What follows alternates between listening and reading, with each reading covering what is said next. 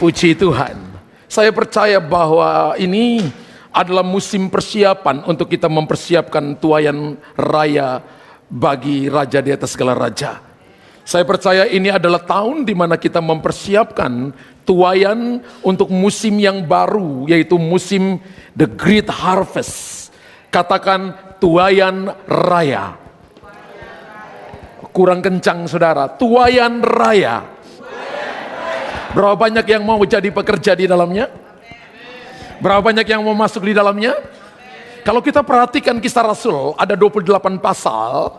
Dan kalau kita perhatikan di sana tidak ada kata penutupnya. Kisah dari rasul-rasul belum berhenti sampai hari ini. Dan dari Kisah Rasul itu ada 40 kali mujizat terjadi di sana. 1 kali hanya terjadi di Bait Allah. Dan 39 kali terjadi di dunia marketplace.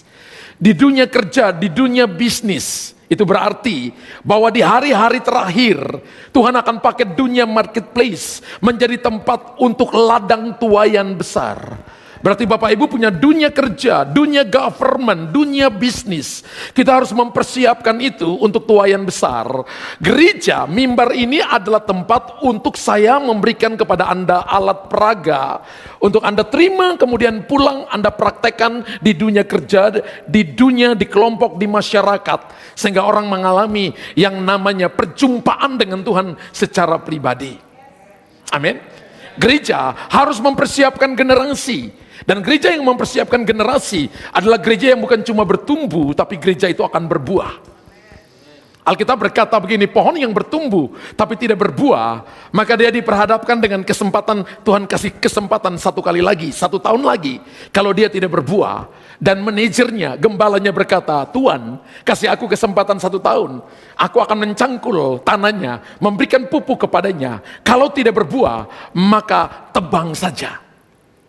Alkitab berkata begini, bahwa kapak sudah tersedia pada akar pohon. Bagi akar pohon yang tidak berbuah, maka Alkitab berkata akan ditebang. Matius 15 ayat 13 berkata, setiap tanaman yang tidak ditanam oleh Bapa di sorga harus dicabut sampai ke akar-akarnya.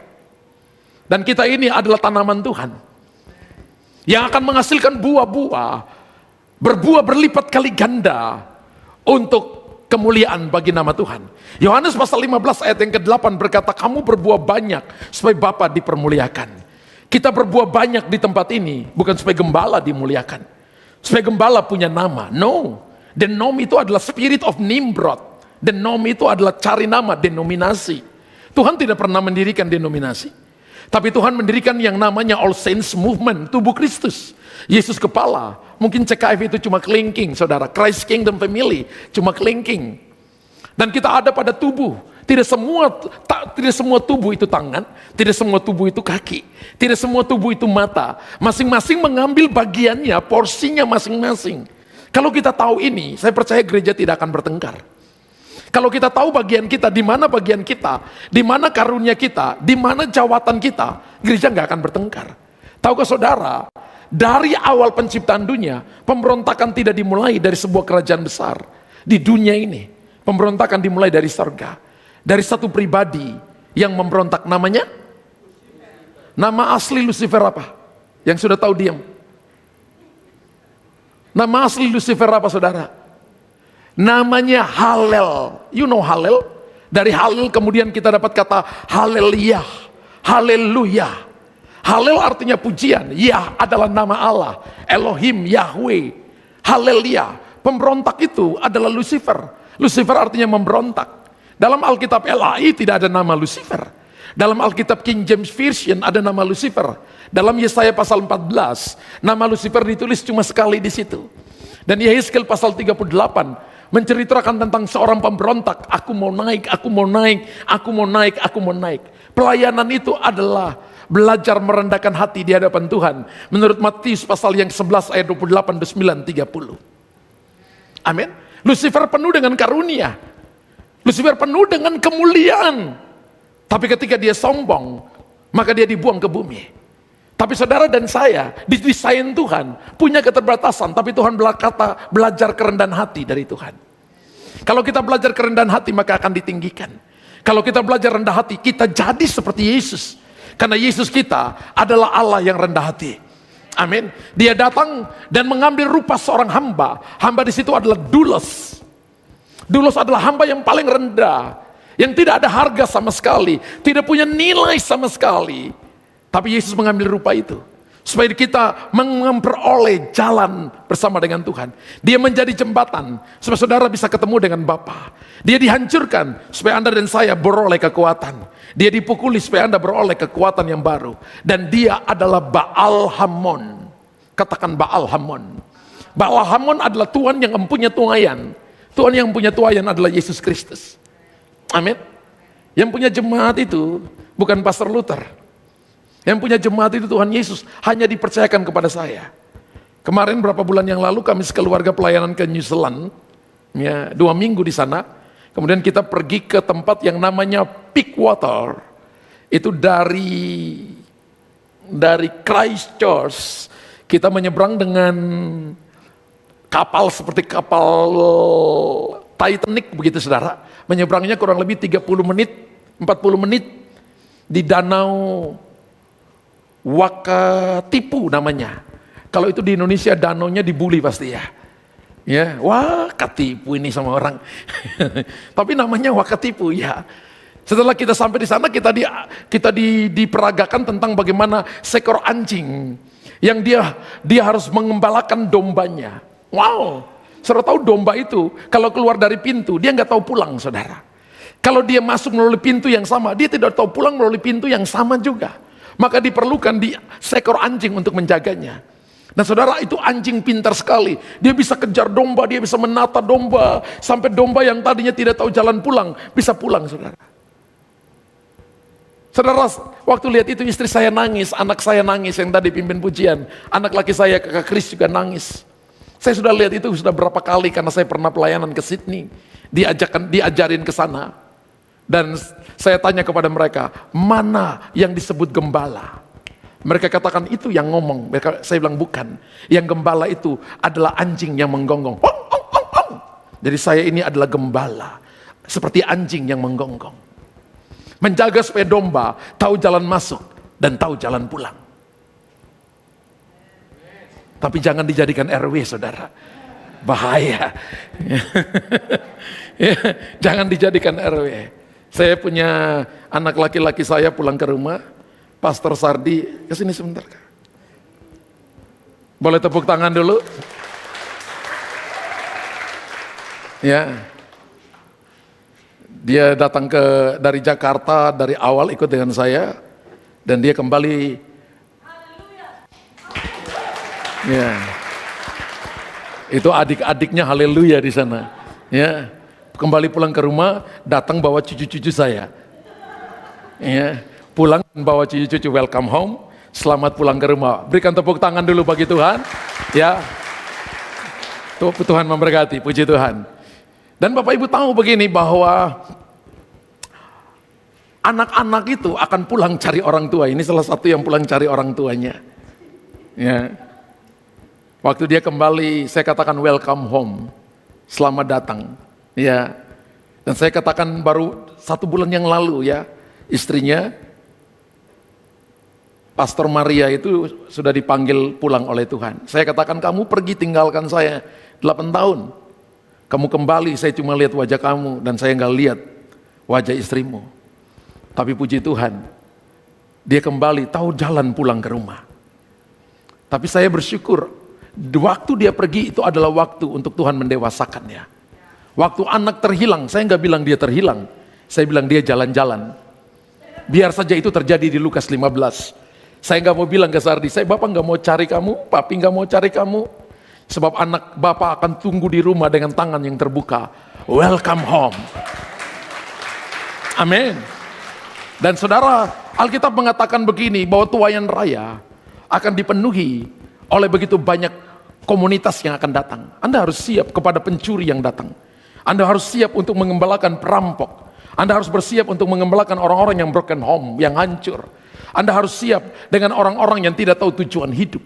Anda harus siap dengan orang-orang yang datang untuk menuntut. Tapi kalau di sini pilotnya tahu tujuan, ada visi, misi, nilai, ciri-ciri, ada goal, ada fokus gereja, maka kita akan dibawa sampai kepada tujuan di mana kita akan diubahkan, kita akan menjadi yang serupa dengan Tuhan dan nama Tuhan dipermuliakan. Saudara tahu bahwa great harvest pernah terjadi pada Kisah Rasul pasal yang kedua.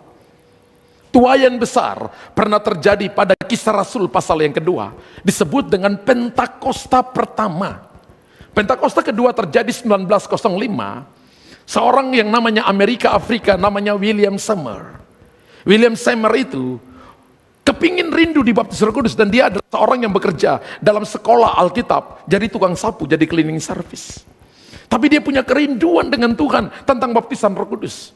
Dan satu waktu ketika gurunya lagi ngajar, dia lagi ngintip-ngintip, dia dipenuhi Roh Kudus. Dan ketika dia dipenuhi Roh Kudus, maka terjadilah sebuah lawatan Allah yang besar, saudara. Orang kebaktian di tengah kota, lapangan-lapangan penuh, orang bangun tenda-tenda KKR, orang berkhotbah di mana-mana. Maka terjadilah kegerakan baptisan, kegerakan Pentakosta, kegerakan kekudusan, kegerakan-kegerakan sampai hari ini yang namanya kegerakan karismatik. Saya beritahukan kepada saudara, apa Tuhan berhenti? No. Apa William Seymour kaya raya ketika dia dipenuhi Roh Kudus? No. Tapi dia punya kerinduan. Dan Tuhan meresponinya dari sorga. Ketika kita datang dengan kerinduan, maka Anda mungkin lebih kaya, nggak punya uang banyak. Tapi Anda punya kekayaan karena Anda bisa terkoneksi dengan sorga. Itu yang membawa sorga turun ke bumi. Bapak Ibu jangan merindukan cuma nanti ke sorga. Tapi Alkitab berkata dalam Matius pasal yang ke-6, ketika kita berdoa, datanglah kerajaanmu di bumi seperti di bumi, Anda bisa mengalami sorga. Anda nggak perlu ke sorga baru alami sorga. Sorga tidak diciptakan bagi saudara. Sorga adalah tempat tinggal Tuhan. Kalau satu waktu nanti kita dibawa ke sana, itu namanya reward, itu namanya bonus. Tapi bumi diciptakan bagi saudara. Dan bumi harus sama seperti di sorga. Keluargamu harus sama seperti di sorga. Pelayananmu harus sama seperti di sorga. Setan itu nggak banyak di kuburan. Karena di kuburan semua temannya. Setan sebelah kanan mau ganggu setan sebelah kiri. Tetangga paling depan berkata, sesama setan jangan saling mengganggu. Setan banyak di mana, saudara? Setan banyak di mana? Di gereja. Temannya masuk terlambat, lewat lorong, dia tunjuk dengan bibirnya. Setan. Di sini nggak ada, saudara ya. Makanya saya berani, saya takut selesai ini jemaat lempar saya dengan kursi. Ya. Sudah begitu lagi pakai baju belum selesai lagi kelihatan seperti pengkhotbah, saudara. Seperti Kidung Agung, perutmu bagaikan timbunan gandum. Kalau di Makassar nggak bisa, ke Indonesia nggak ada gandum. Perutmu bagaikan timbunan ubi. Ya.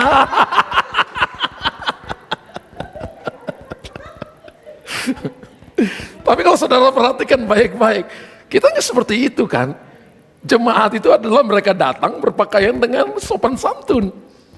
Benar, kita datang tunggu Tuhan lebih dulu. Great harvest, tuaian raya, Matius 9 ayat 35 sampai ayat 38. Demikianlah Yesus berkeliling ke semua kota dan desa. Ia mengajar dalam rumah-rumah ibadat, tolong ditunjukkan ayatnya, dan memberitakan Injil kerajaan sorga, serta melenyapkan segala penyakit dan kelemahan. Melihat orang banyak itu, tergeraklah hati Yesus oleh belas kasihan kepada mereka, karena mereka lelah dan terlantar seperti domba yang tidak bergembala. Ayat yang ke-37. Maka katanya kepada murid-muridnya, tuaian memang banyak, tetapi pekerja sedikit. Karena itu mintalah kepada Tuhan yang mempunyai tuaian, supaya ia mengirimkan pekerja-pekerja untuk tuaian itu. Multimedia, it's okay. Oke. Tidak ngantuk kan di belakang? Oke. Ayat 38 berkata, karena itu mintalah kepada Tuhan yang empunya tuaian. Tuhan yang empunya tuaian adalah Baal Hamon. supaya ia mengirimkan pekerja-pekerja untuk tuaian itu. Wow. Jadi kalau pekerja kurang, jangan ambil pekerja orang lain. Jangan ambil dari gereja orang lain. Tapi minta kepada Tuhan yang mempunyai tuaian, supaya ia mengirimkan pekerja-pekerja untuk tuaian itu. Bapak Ibu tahu begini, bahwa mengabarkan Injil adalah sebuah pekerjaan yang Tuhan berikan kepada gereja Tuhan. Dan itu disebut dengan Injil kasih karunia Allah. Wow, ingat bahwa kita diciptakan dengan firman.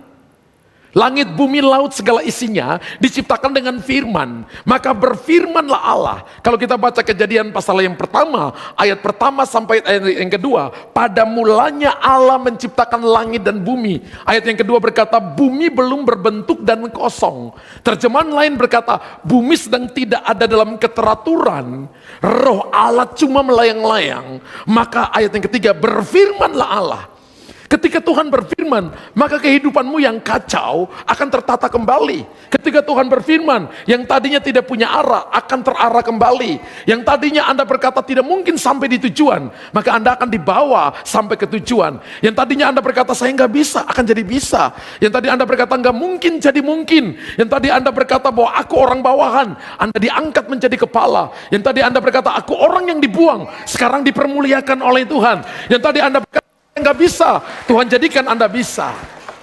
Tahu saudara, bahwa hati Tuhan itu adalah jiwa-jiwa. Hati Tuhan bukan gedung ini.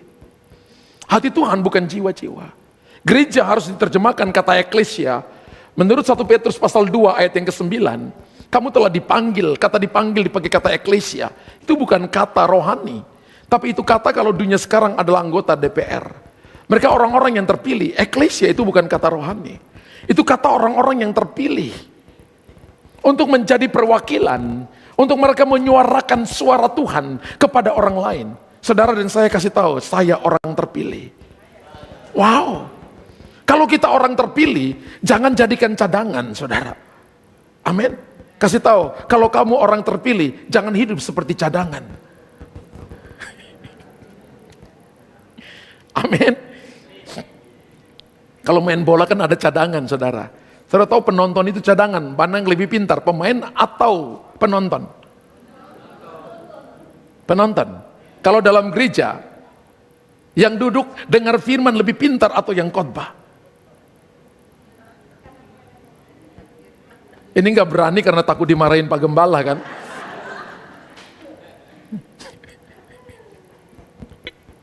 Jadi tujuan dalam pemberitaan tentang Yesus sebagai Tuhan dan Juru Selamat adalah kita mengupayakan apa saudara? Supaya ada pertobatan saudara.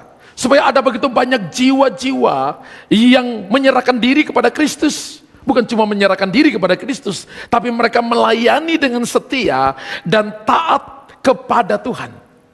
Roma pasal pertama ayat yang kelima berkata begini, dengan perantaraannya kami menerima kasih karunia dan jabatan rasul untuk menuntun semua bangsa supaya mereka percaya dan taat kepada namanya. Wow.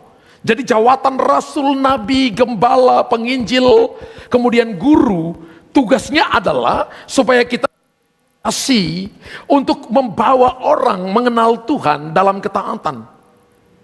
Amin. Haleluya. Memberitakan Injil keselamatan adalah tugas semua orang. Itu bukan cuma tugas gembala, bukan cuma tugas pendeta, bukan cuma tugas penatua, bukan cuma tugas para asyir, bukan cuma tugas beberapa orang. Tapi memberitakan Injil adalah tugas semua orang yang percaya kepada Yesus. Ketika kita have Jesus live in us, ketika kita menjadikan Yesus tinggal dalam hati kita, maka ini tanggung jawab yang harus kita bawa kepada semua orang. Amin. Apakah suamimu sudah mendengar firman?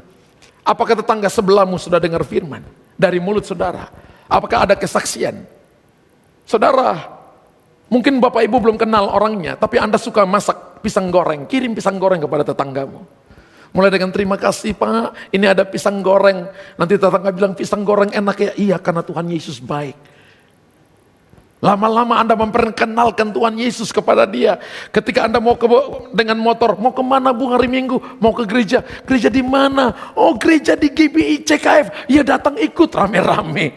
Mulai jadi jemaat dulu saudara. Kemudian dididik. Di sini ada kelas SALT saudara. SALT, SALT, Sekolah Alami Lawatan Tuhan. Haleluya. Pak Sardi masih ingat ya? Kan ini pengajar, dia salah satu pengajar. Ya. Nanti ikut, itu non akademik. Kalau Bapak Ibu mau akademik ada S1, ada S2, ada S3. Jangan es coret saudara. Jangan es krim. Ya. Anak-anak yang mau es krim cari ibu gembala. Ya. Datang aja, oma pasti dapat es krim. Ya. Es krimnya ada di mana? Ada di bawah, gereja ini ada es krim di bawah. Bener ini, Pak Gembala nggak bohong. Ya. Rayu aja ibu gembala. Anak-anak gratis pasti. Tapi yang bayarnya Pak Gembala pasti.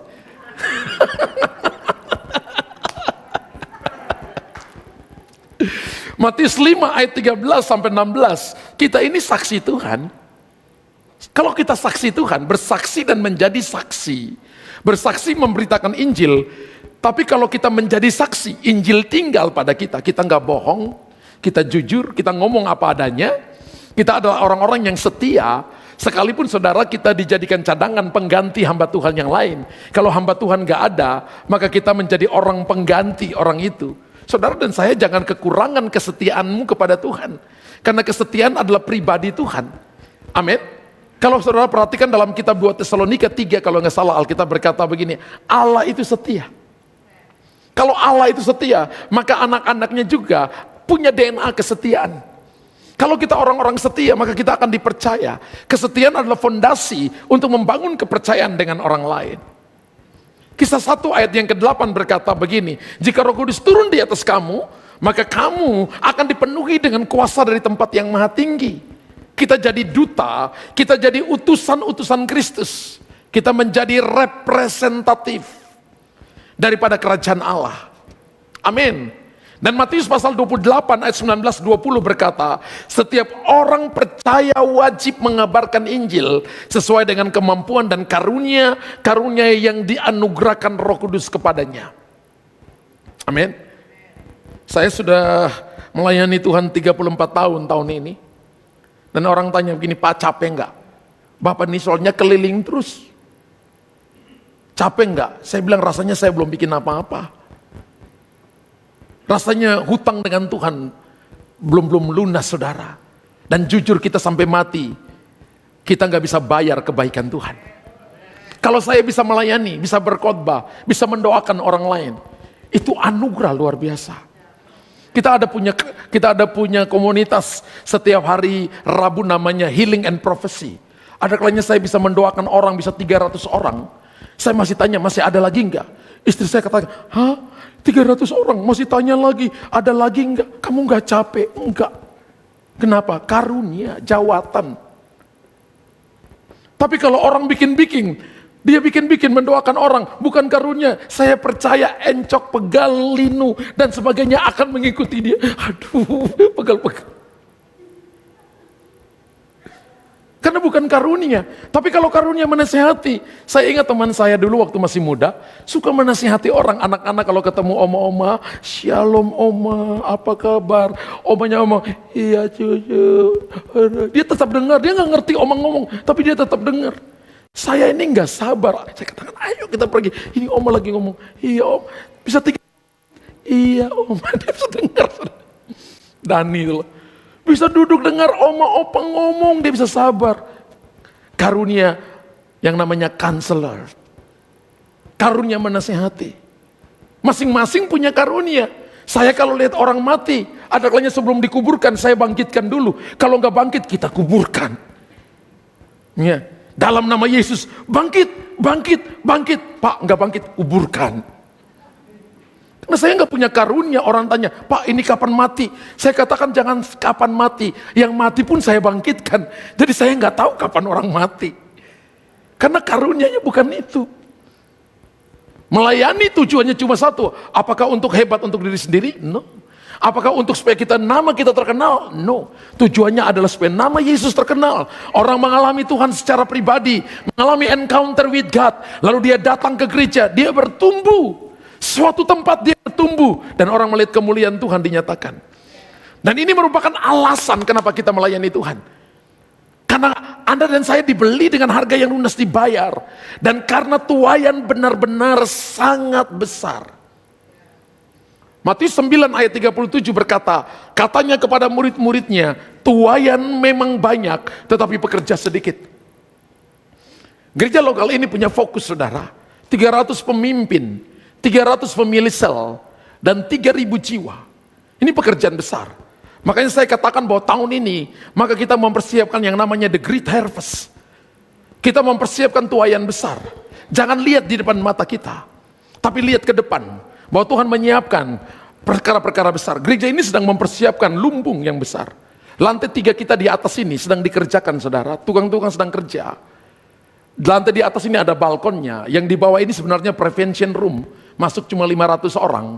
Yang di atasnya bisa masuk 1.100 sampai 1.200. Sedang dikerjakan lantai 3, lantai 4, dan lantai 5. Bapak Ibu berdoa supaya tahun depan maka gedung ini sudah selesai. Kita sudah bisa pakai, saudara. Kenapa? Karena kita sedang mempersiapkan lumbung untuk tuaian besar. Kita sedang mempersiapkan untuk pekerjaan besar. The Great Harvest harus dipersiapkan dari sekarang. Alasan memenangkan jiwa bagi Kristus adalah karena Tuhan Yesus adalah pemenang jiwa. Kalau Yesus saja pemenang jiwa, masakan kita bersantai? Matius 9 ayat 36. Multimedia, next. Alasan memenangkan jiwa bagi Kristus karena Tuhan Yesus adalah seorang pemenang jiwa. Matius 9 ayat 36. Demikianlah Yesus berkeliling ke semua kota dan desa. Ia mengajar dalam rumah ibadat dan memberitakan Injil. Ini Tuhan Yesus memberitakan Injil kerajaan sorga serta melenyapkan segala penyakit dan kelemahan. Injil diberitakan, kuasa kesembuhan, kuasa demonstrasi kuasa Allah dinyatakan di sana. Amin. Melihat orang banyak itu, tergeraklah hati Yesus oleh kepada mereka. Dan Alkitab katakan begini, karena dia melihat mereka lelah dan terlantar seperti domba yang tidak bergembala. Maka katanya murid-murid, tuaian memang banyak tapi pekerja sedikit, dan seterusnya. Alkitab dengan jelas mengatakan bahwa Tuhan Yesus melihat banyak orang, tergeraklah hatinya oleh belas kasihan. Pekerja harus punya hati ini. Hamba Tuhan harus punya hati ini. Hati yang tergerak. Bapak Ibu harus menghentikan kereta kegelapan dan membalikan itu kepada jalan kebenaran. Bapak Ibu harus berkata kepada orang yang mabuk, kepada orang yang berzina, kepada orang yang hidup tidak teratur, berhenti bertobat. Datang dengan nasihat, datang dengan perhatian, datang dengan kasih, datang kepada anak-anak muda supaya mereka tahu tentang kebenaran. Anak-anak generasi kita sekarang pegang handphonenya bisa 5 jam. Jadi ketika mereka duduk di kursi, rasanya akar tumbuh ke bawah dalam kursinya itu. Untuk berdirinya susah sekali. Mereka nggak punya teman. Teman mereka di dunia maya. Ada dunia, tapi nggak ada dunianya. Dunia namanya dunia maya. Ada yang nama Maya, iya cantik iya. Tapi dunia maya Anda nggak tahu itu cantik atau ganteng. Tapi Anda punya teman begitu banyak di sana. Kalau kita nggak didik generasi ini dari sekarang, maka setan bisa pakai memutuskan generasi. Sehingga generasi berikutnya, mereka sulit untuk kenal Tuhan. Tapi saudara kalau pakai hari ini, mau pakai teknologi sekarang untuk memberitakan Injil, maka kita harus punya komunitas-komunitas anak-anak yang main game, tapi main game yang baik. Saya suruh kepada anak-anak muda, kita ada ibadah khusus generasi muda, bikin komunitas sport, mereka sudah punya komunitas sport, komunitas tentang main game, sehingga anak-anak kalau nanti selesai ini, kalau selesai ibadah, lalu mereka duduk di tangga-tangga itu game, gua. Ya. Dari muka anak-anak muda lihat saya, suka main game semua. Haleluya. Coba tanya mereka tahu puasa atau tidak. Apa itu puasa? Aduh, gak mau. Mau tiap hari makan. Main game. Tidak pernah olahraga, saudara. Saya dulu main kelereng, main karet, petak umpet, naik pohon langsat, pohon manggis, lari di bawah pohon-pohon, mandi berenang di air, di sungai dan sebagainya. Anak sekarang suruh injak batu aja jatuh saudara di atas batu. Mereka nggak tahu injak batu dengan baik. Mereka nggak punya keseimbangan berjalan, saudara. Betul? Tapi kalau suruh mereka main game, dia bisa menang, saudara. Anda lihat peniup shofar kita, diurapi Tuhan, tapi pintar di ujung jari main game juga. Mana Fadil? Lukas 19 ayat yang ke-10. Sebab anak manusia datang cara menyelamatkan yang hilang. Kalau waktu main game lebih banyak daripada waktu menyembah Tuhan, bertobat. Haleluya. Firman Allah berkata dalam Roma pasal 10 ayat 13-14. Sebab barang siapa berseru kepada nama Tuhan akan diselamatkan. Tetapi bagaimana mereka dapat berseru kepada namanya jika mereka tidak percaya kepadanya? Bagaimana mereka dapat percaya kepada dia jika mereka tidak mendengar tentang dia? Bagaimana mereka mendengar tentang dia jika tidak ada yang memberitahukannya? Haleluya. Jadi pastikan every day, every minutes, satu orang ambil satu jiwa every week. Berapa banyak Bapak Ibu yang katakan, I will, saya mau. Minimal ambil suamimu, minimal ambil istrimu. Ada pekerja yang bilang kepada saya, pastor, tolong doakan istri saya. Kenapa? Istri saya cerewet luar biasa. Pastor tolong doakan usir roh cerewet daripada dia. Ini pekerja PDP lagi saudara. Lalu saya lihat dia dari ujung kepala sampai ujung kaki. Saya nggak mau bilang nama, ada di sini. Ya, saya lihat dia lalu saya katakan, kamu baru tahu bahwa perempuan satu hari ngomong 50.000 kata. Dan kita laki-laki ini setengahnya 25.000 kata. Siapa yang ngomong paling banyak? Dia minum. Oh begitu ya Pak Pendeta. Jadi kalau istrimu cerewet, itu namanya dia sehat walafiat.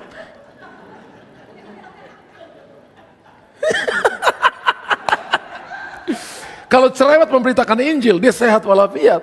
Tapi kalau cerewet sampai rambut suami yang hitam jadi putih, itu namanya kesiram cat putih.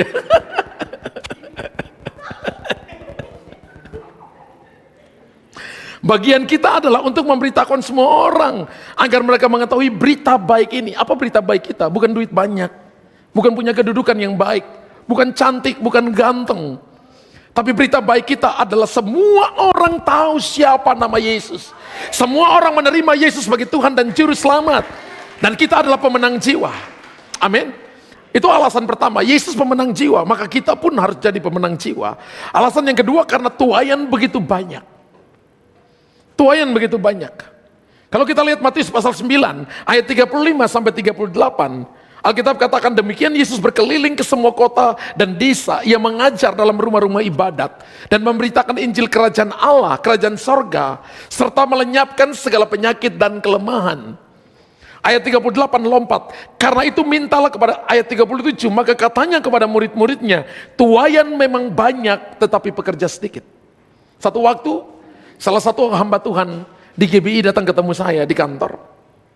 Teman baik saya. Dan dia katakan begini, Pastor Luther, saya bermimpi.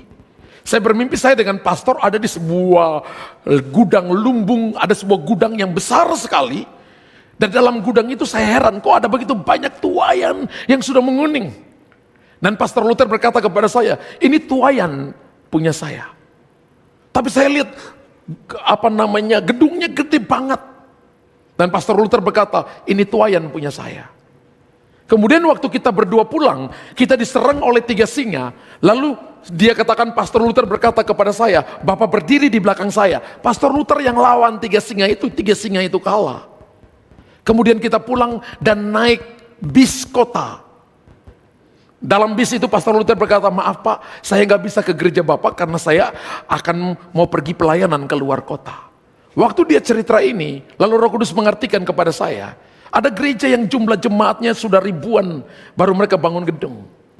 Tapi Tuhan bawa kita dengan cara yang berbeda. Kita bangun lumbung dulu, baru tuaian kita panen. Kita bangun lumbung dulu, mempersiapkan pekerja, baru tuayan kita panen. Waktu dia cerita itu saya katakan ini mimpi profetik Pak. Saya ambil mimpi ini menjadi guidance, menjadi arahan untuk kami melangkah mempersiapkan the great harvest di GBI CKF. Anda semua adalah para penuainya. Karena itu Anda harus berkata I will. Anda yang jadi orang politik, Anda yang ada di dunia bisnismen, pakai kedudukan itu, pakai kesempatan itu untuk memberitakan Injil. Biarlah orang melihat kebaikan Tuhan melalui bisnis saudara. Biarlah orang melihat penyertaan Tuhan melalui pekerjaan saudara. Daniel adalah seorang politikus. Dicari pekerjaan pun gak ada, dicari kesalahan pun gak ada kesalahannya. Dikerja dengan baik. Bahkan orang iri kepada dia. Sampai dicari-cari yang tidak harusnya jadi alasan. Yaitu dalam ibadahnya. Dia dilemparkan ke dalam gua singa. Tapi Tuhan mengatupkan mulut singa dan untuk membawa kemuliaan bagi nama Tuhan. Dalam satu malam, besoknya satu kerajaan harus menyembah Allahnya Daniel. Bayangkan, Tuhan itu kalau mau manifestasikan sesuatu kepada satu kota, nggak usah pakai banyak orang, cukup satu Daniel. Tapi kita lebih dari satu. Amin. Kita lebih daripada satu. Kita adalah bagian daripada tubuh Kristus. Dan ketika kita datang dengan hati yang berkata, I will, saya mau. Maka Tuhan akan pakai Anda seturut dengan kehendaknya di dalam bermacam-macam karunia yang Tuhan berikan kepada saudara. Lukas 10 ayat 19 berkata, sesungguhnya aku telah memberikan kuasa kepada kamu untuk menginjak ular dan kalajengking. Terjemahan yang lain berkata begini, roh-roh jahat, ular dan kalajengking. Bicara tentang roh-roh jahat dan kuasa untuk menahan kekuatan musuh sehingga tidak ada yang membahayakan kamu. Saya pernah pelayanan di Denpasar, kami lama di sana. Anak perempuan saya yang tadi worshiper Charity itu lahir di sana 2001. Saya baru pindah ke Makassar 2005. Sardi pindah ke sini 2009. Iya. 2005 berarti ini tahun ke-19 saya ada di kota ini. Dan saya tahu bahwa Tuhan sedang mempersiapkan perkara-perkara besar. Dan dasar pelayanan saya itu usir setan, saudara. Dasar pelayanan saya usir setan. Saya tahu tentang ayat ini. Saya mengerti tentang ayat ini. Bahwa ketika saudara dan saya dipercayakan memberitakan Injil, maka Tuhan memberikan kepada kita kekuatan untuk menahan kekuatan musuh. Saya ingat ketika saya di Denpasar, tiba-tiba ingat, saya melayani seorang anak muda yang tangan kirinya itu dipakai kuasa kegelapan. Dia bisa angkat lemari yang isinya begitu banyak gitar-gitar banyak sekali. Itu lemarinya panjang lebarnya bisa 2,5 meter, saudara. Tingginya mungkin 3 meter, saudara. Karena dia jatuh manifestasi di bawah, dia bisa angkat lemari dari tengah-tengah dan lemarinya terangkat. Teman saya itu lari tinggalkan saya. Dia lari tinggalkan sampai teriak, darah Yesus. Dia bilang, hei Luther, kamu gak lari. Saya bilang, tenang, kita baik-baik. Lalu saya ingat pelayanan malaikat. Saya katakan, malaikat bantu aku. Tangan orang ini, ikat tangannya, tidak bergerak. Saya lihat tangan kirinya itu lagi angkat lemari itu tiba-tiba ditarik oleh satu tangan yang saya tidak lihat. Yang saya tahu itu adalah tangan malaikat yang diutus oleh Tuhan. Menarik tangannya, kemudian ditaruh depan tangannya, ditaruh depan perutnya, kemudian tangan kanannya ditaruh seperti orang diikat begini. Saya katakan ikat kakinya dan tidak bergerak. Hanya yang saya suruh untuk dia ikuti omongan saya. Anda punya kekuatan untuk menahan kekuatan musuh. Ketika saya mendoakan itu, saudara, mungkin 2 jam. Tiba-tiba security naik dan security katakan kepada saya, Pak Pendeta, di bawah ada orang yang ngamuk-ngamuk, Pak Pendeta. Orang ngamuk-ngamuk. Saya tanya siapa? Kelihatan itu dukun, Pak Pendeta. Saya mengerti ini pasti muridnya. Saudara tahu? Setelah saya selesai melayani ini anak ini, saya turun ke depan. Itu dukunnya bilang nih, ilmu kamu tinggi. Lalu saya tunjuk tangannya, kamu siapa? Tiba-tiba dia jatuh. Dia jatuh, dia berdiri lagi, ilmu kamu tinggi. Dia bilang saya ilmunya tinggi. Saya tanya, kamu siapa? Dia belum bilang namanya. Jadi saya tanya dia, kamu siapa? Dia jatuh lagi. 3 kali, 4 kali dia jatuh, dia katakan, jangan tunjuk saya. Dia gak mau saya tunjuk dia. Setiap kali saya tunjuk dia, dia jatuh. Kemudian saya kasih masuk tangan di sini, saya tanya, kamu siapa? Lalu dia kasih tahu namanya.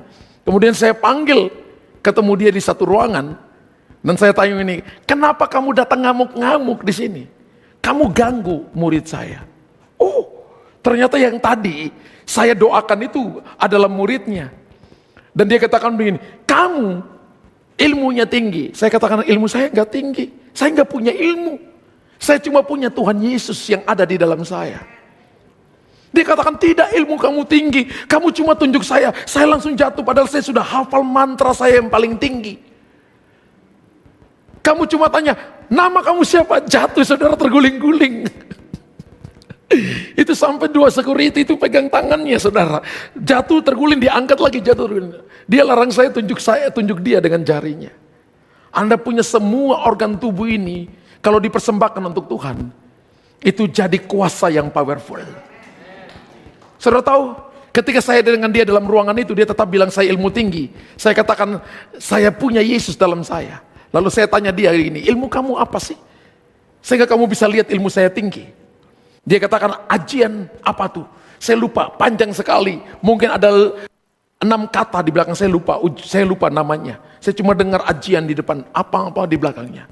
Kamu masih hafal mantranya? Masih. Kalau kamu lepaskan mantra, kira-kira apa yang terjadi? Kalau ke batang pisang, itu jadi debu. Dan saya tanya kepada dia, kan kamu bilang ke saya ilmunya tinggi. Kamu masih hafal mantranya? Masih. Sekarang lepaskan mantra ke saya. Saya nantang dia, saudara. Teman-teman saya di luar katakan, kamu mau ditolong. Kalian doa di luar. Karena itu jendelanya kaca, mereka bisa lihat. Saya duduk di depan dia duduk di depannya. Dia mundur beberapa langkah, lalu kemudian dia hafal mantranya. Waktu dia hafal mantranya, mata hitamnya nggak ada, tinggal mata putih. Namanya kesurupan total. Ada 3 tingkatan kesurupan, saudara. Kesurupan dasar, tersinggung pun itu kesurupan dasar. Iri itu kesurupan dasar. Cerewet yang bukan firman itu kesurupan dasar.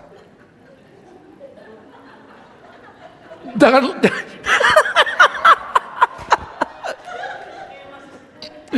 ya, itu kesurupan dasar, saudara.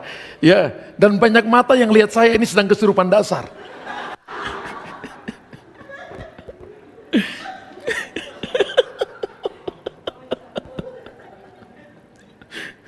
Pak, jangan lihat saya seperti itu, Pak.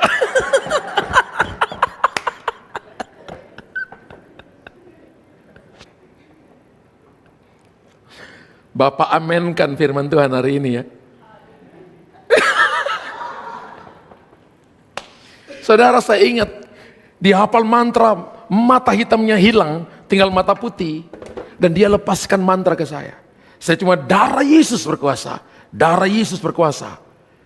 Tanpa saya lihat, seperti ada sebuah benteng di sekeliling saya. Ketika dia lepaskan mantra, dia terpental 1,5 langkah ke belakang, saudara. Kepalanya tuh masuk di bawah kakinya, dan ketika dia angkat wajahnya, hidungnya keluar darah, mulutnya keluar darah, telinganya keluar darah. Saya dengar suara desis seperti ular. Kukunya seperti kuku cakaran dari harimau gitu, yang maju ke saya. Tapi dia nggak bisa dekat. Saya cuma katakan darah Yesus. Dia terpental, saudara.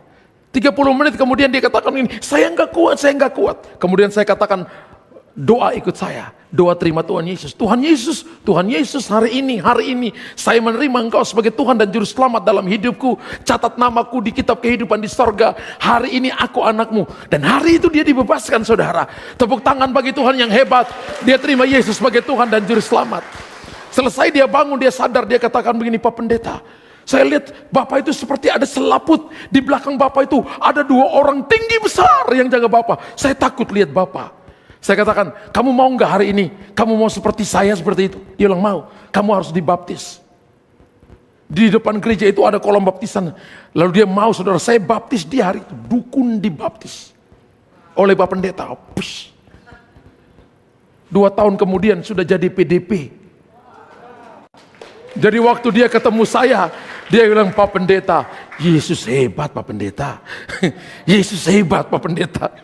Pak Pendeta, jangan bilang-bilang ke orang lain bahwa saya dulu dukun. Saya bilang, kamu harus cerita kepada orang lain bahwa dukun pun bisa jadi pendeta. Ada yang mantan dukun di sini?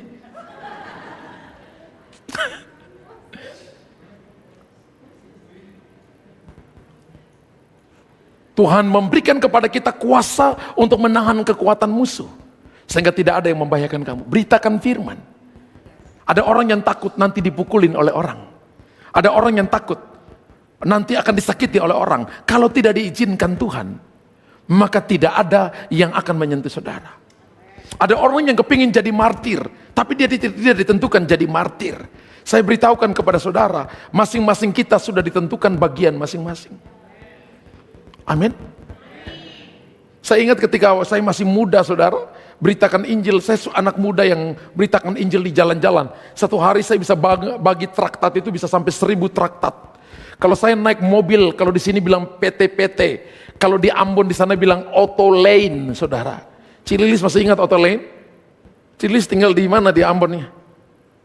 Ayepati. Sulupa ini jadi orang Mekah. Ya?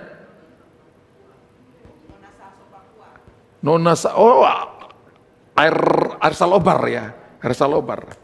Ya. Naik mobil, saudara, biasa saya injili orang mulai dengan apa? Yang ini. Saya tanya, Pak, satu hari berapa batang Bapak rokok, isap rokok? Dia akan bangga, saudara. Satu hari 2 bungkus, Pak. Wih, hebat banget.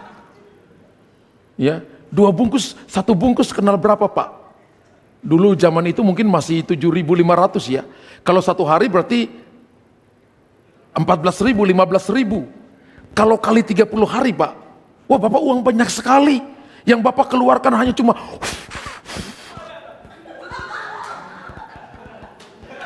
ada beberapa yang masih spirit of crocodile di sini.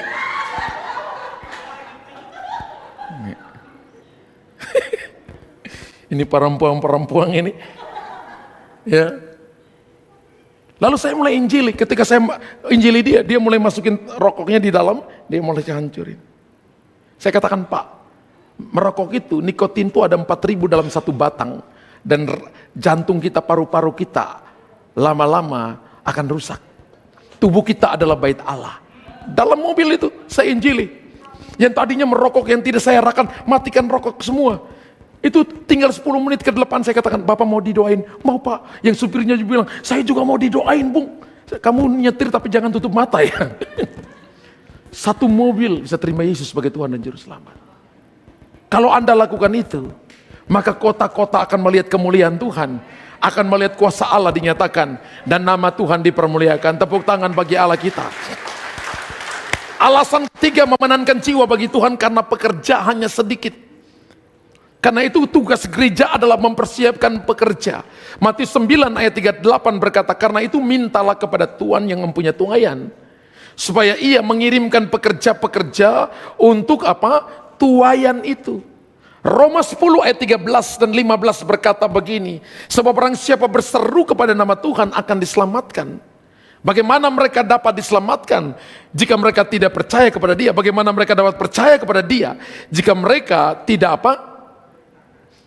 Tidak mendengar tentang dia. Bagaimana mereka mendengar tentang dia jika tidak ada yang memberitakannya? Dan bagaimana mereka dapat memberitakannya jika mereka tidak diutus? Seperti ada tertulis betapa indahnya kedatangan mereka yang membawa apa? Kabar baik. Wow. Dan Yesaya pasal 6 ayat yang ke-8 berkata, siapakah yang akan kuutus?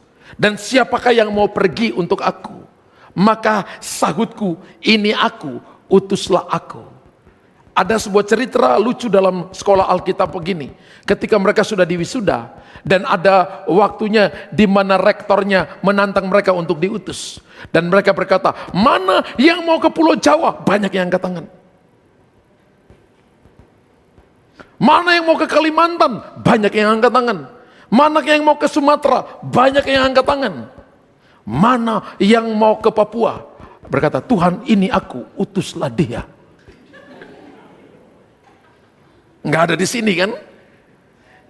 Yesaya berkata, Tuhan ini aku, utuslah aku. Bukan ini aku, utus dia. Tidak, ya. Tapi Tuhan ini aku, utuslah aku.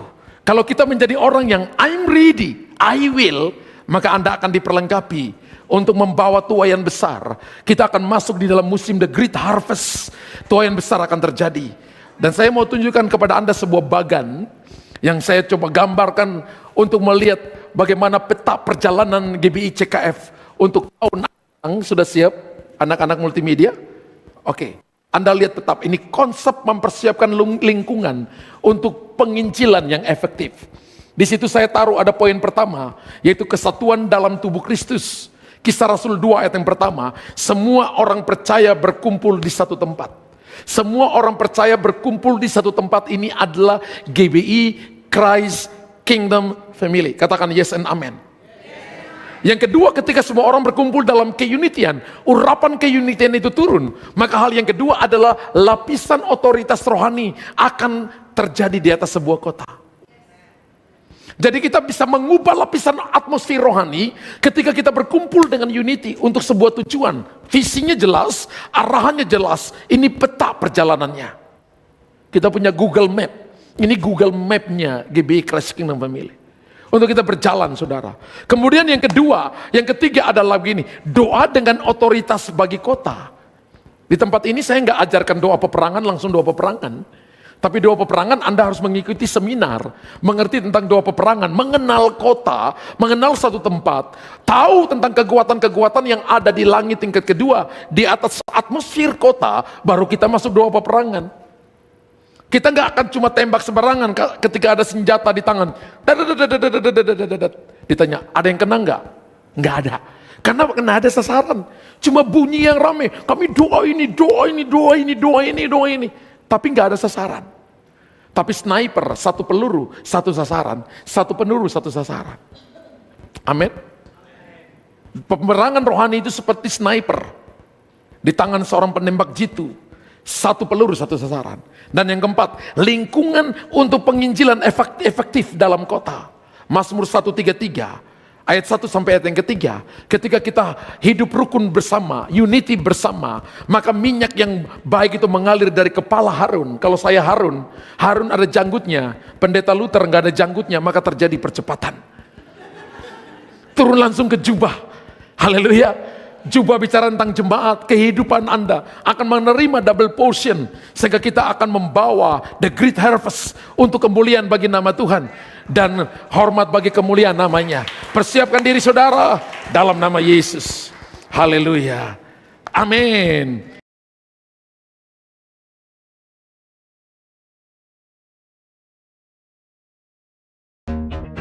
Selamat menabur Bapak Ibu, Tuhan Yesus memberkati.